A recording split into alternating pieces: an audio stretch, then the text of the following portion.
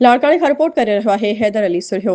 Larkana Sindh employees alliance जे सॾ ते पूरी सिंध जे ज़िले प्रेस क्लब नालो एहतजाजी मुज़ाहिरा ऐं धरणा हंया विया। लाड़काणे में सिंध एम्प्लॉइज़ अलायंस जे सॾ ते जनाबाग में एहतजाजी धरणो हंयो वियो। धरणे जी अॻवानी सिंध एम्प्लॉइज़ अलायंस लाड़काणे डिवीज़न जे चेयरमैन भाऊजी एम अबड़ो आपका पाकिस्तान जे सीनियर नायब सदर अवल रफ़ीक अहमद जतोई जिन कई। धरणे खे ख़िताब कंदे जीएम अबड़ो रफ़ीक अहमद जतोई निसार अहमद आरबाणी उस्ताद मोहम्मद अली शेख मोहम्मद बख्श कुंभर मजहर अली मोहम्मद इलियास अबड़ो अताउल्ला मीरजत मोहम्मद अली सोहो जवार रियाज हुसैन सियाल जवार जुल्फकार अली बुलेदी मोहम्मद असलम बुख्ती अब्दुल गफ्फार मीरानी शहबाज जुणेजो मोहम्मद अली चन्ना ऐं ॿियनि ख़िताब कंदे चयो त पेंशन मां कटौती वारो नोटिफिकेशन वापसि वरितो वञे। डिस्पेरिटी रिडक्शन अलाउंस ॾिनो वञे। ग्रुप इंश्योरेंस ऐं बेन्युअल फंड रिटायरमेंट थियण वक़्तु अदा कयो वञे। पघारुनि में 70% इज़ाफ़ो कयो वञे। हुननि वधीक चयो त सिंध हुकूमत असांजा जाइज़ मुतालबा मंज़ूर नथी करे। अॼु पूरी सिंध सरापा एहतजाज आहे ऐं सरकारी इदारनि में मुकमल तालाबंदी आहे। 6 अक्टूबर ते पूरी सिंध जा मुलाज़िम कराची में बिलावल हाउस आॾो धरणो हणंदा। जेसिताईं असांजा जाइज़ मुतालबा मंज़ूर न थींदा तेसिताईं असांजो एहतजाज जारी रहंदो।